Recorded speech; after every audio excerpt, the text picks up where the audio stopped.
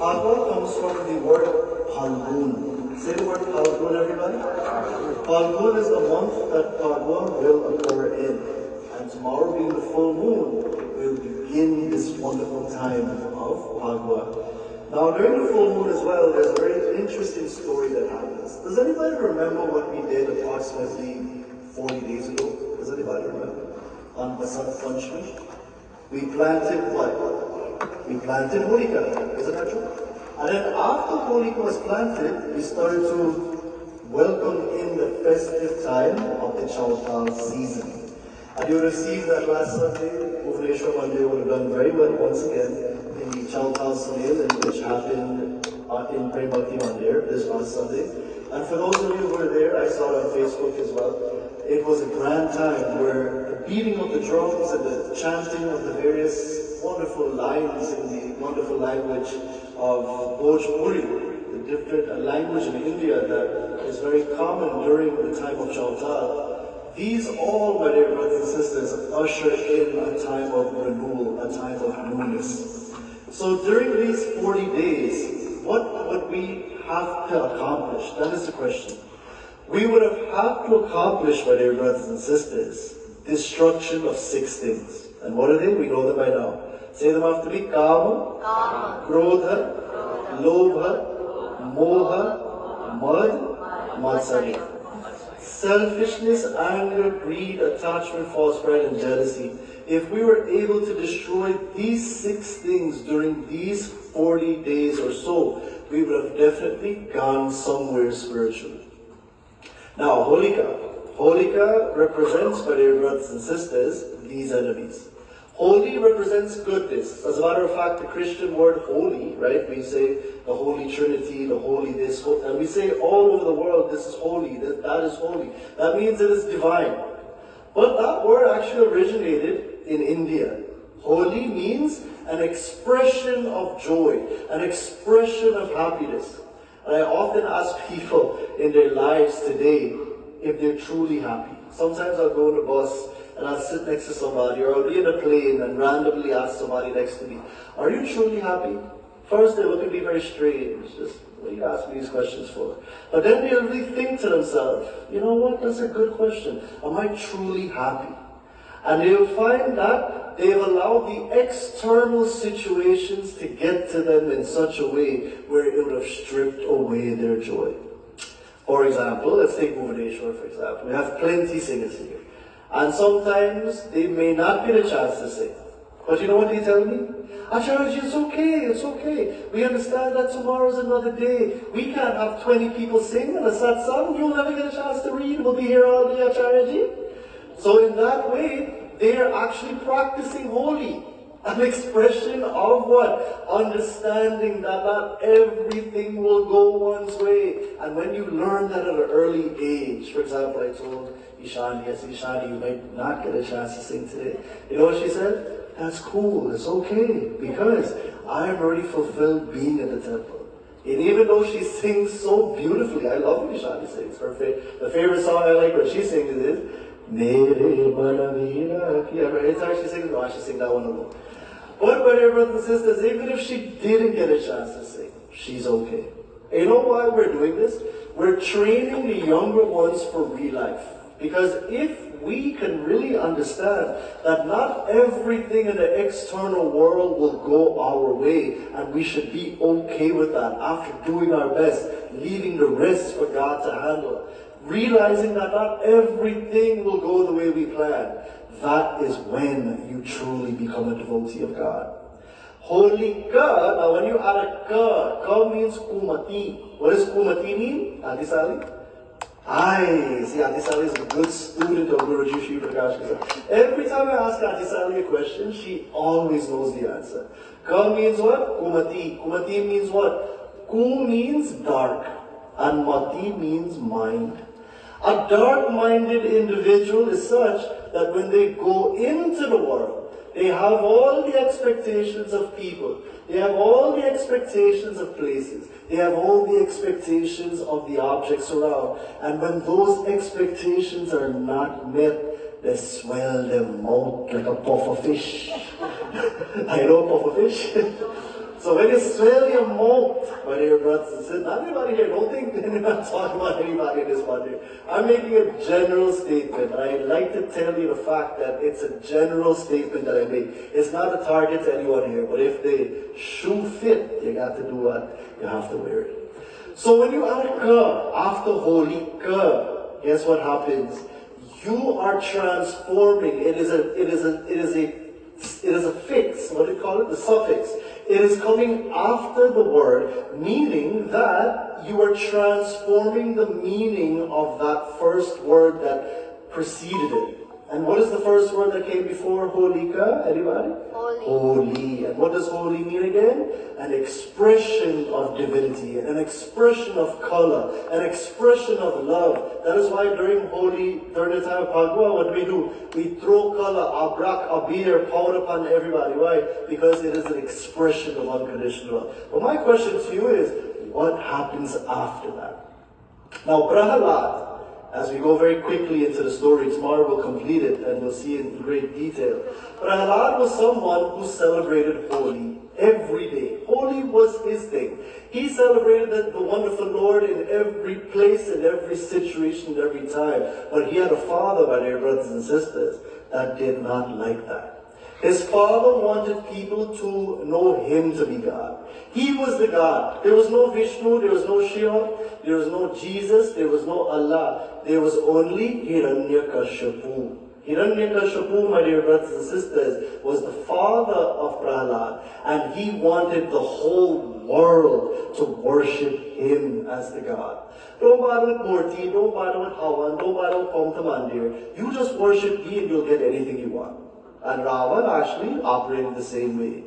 And these characters, my dear brothers and sisters, are not characters in the text, but they're characters in the world that we live in. For example, in places like the Middle East, in places like the Far East, in different places in the world, there are leaders that are dictators. And we start seeing in the Middle East what is going on now with all the conflict. It is because of this sort of behavior, my dear brothers and sisters, when man doesn't ascend to God, but man thinks he's God. Man thinks he's indestructible. Man thinks he is the final say in the world. That is when the Lord starts to humble an individual.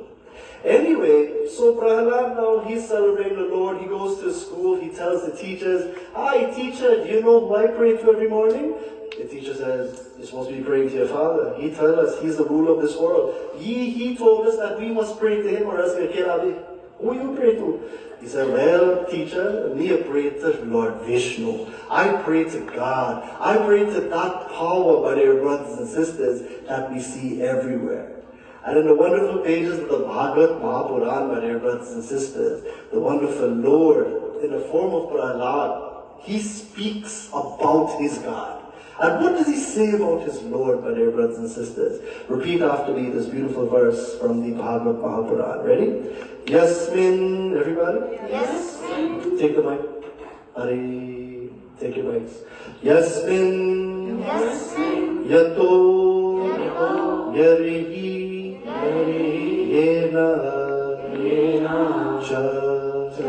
Yasya. Yasma. Yasmai.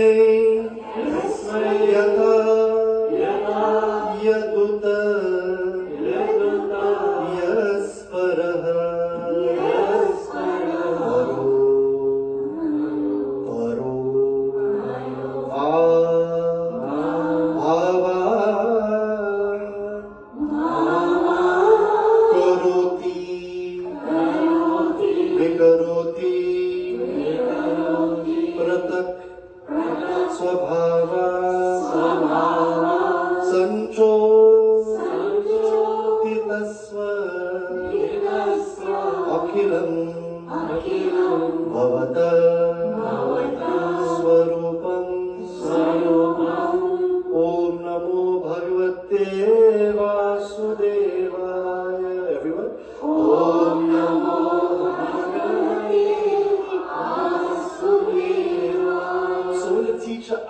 Yasparaha.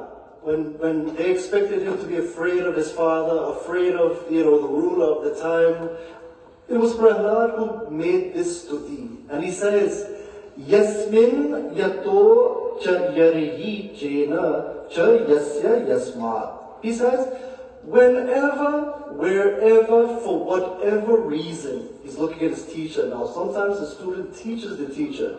For example, I would learn a lot from Naresh. We would sit in the car, and a group of us would be going to pujas, and I would be asking Naresh a question, and sometimes the man will teach me something. Sometimes I learn from Rakesh, sometimes I learn from even Narveer. Learn from anyone. You can never be too old or too young to learn from anyone older or younger than you. So Prahalad, being just a 5-year-old boy, he looks at his teacher and says, let me tell you something, teacher, let me teach you something. Whenever, for whatever reason, whoever, for whomever creates anything in this world or modifies it, using whatever instrument to make anything in this world, or whatever talents they may have, or whatever situation they may be in to make this world a better place, whenever they create something good, it is my Lord's form and my Lord's will alone that allowed it to be. So what is he saying to his teacher? He's saying that whatever we look at, whatever we do, whatever situation we may be in, whether good or bad, sometimes we lose things in life, sometimes we gain things in life, sometimes life is a bed of roses, sometimes it's a bed of thorns. But Prahalad is saying that whatever the situation be in your life, you must begin to see God's signature in all of it. For whatever we see, even our worst enemy, if you have any enemies in life, if I say the word enemy, 10 people come to me mind right away. But I say, I don't got enemy, don't be like me. 10 people don't come in your head. When I say the word enemy, nobody comes into the mind, I'm sure of you. Don't be like me, 10 people come. But even if your enemy self come into this mandir here today, my dear brothers and sisters, you must have it in you to see God even in them. Whatever talents you have, let's say you're a good singer, like many people in this temple here today. It is my Lord that when I sing for my Lord. Why? Because my Lord has given me this life. My Lord has given me this capability. And you know what? The thing is, God has put different people in this world for different reasons. And the one who sees the differences as a means and a way to beautify the world, like when you go into your garden in the backyard in the springtime and summertime, you see so many different flowers blooming, my dear brothers and sisters. That is because the differences are accepted by us. All of us have different capabilities. All of us look different. All of us may speak differently. But it's all, my dear brothers and sisters, part of the grand scheme of the garden that God has planted in this world. Everybody, according to Prahalad, according to this one verse from the Stuti, allows us to realize that we are all here for a higher purpose. Even the thing that went wrong in your life, Prahalad is saying, it is my Lord that brought that forward in my life so that I may transform. And it is times of, I would say, sadness, it is times of depression, it is times of anxiety even, it is times of departures. The world of objects, as I said earlier, they're always going and coming, my dear brothers and sisters. It is those times of when things leave us that we become closest to God. So Prahalad looks at his teacher and says, you're asking me who I pray to? My Lord is in everything, in everyone, in every being. Therefore, if I begin to see Him in everything, I will truly be praying to that power. Now he goes on to go home. I know when you misbehave in school now, who does the teacher call? The teacher calls your parents. The teacher called home to Prahalad's father, Hiranyakashipu, and he did not like it one bit, that Prahalad was praising some higher entity than him. I want to know what happened after that? I'll come tomorrow to find out. And we'll be looking at the scripture. We'll be doing a great analysis of Prahalad's life and going back to Holika. Who is this Holika? She was an actual lady, yes. But the philosophy we will look at in detail. And also we'll be doing full moon puja, and Tuesday night we'll be doing the wonderful celebration of Holi right here at Bhuvaneshwar Mandir. Now, when we're speaking about the garden that God has planted and someone who truly sees God in everyone and everything, many people come to mind. But today, someone special, their birthday was just a day ago or 2 days ago, on the 26th. And that is none other than Auntie Sally. And Auntie Sally, she, not for nothing, but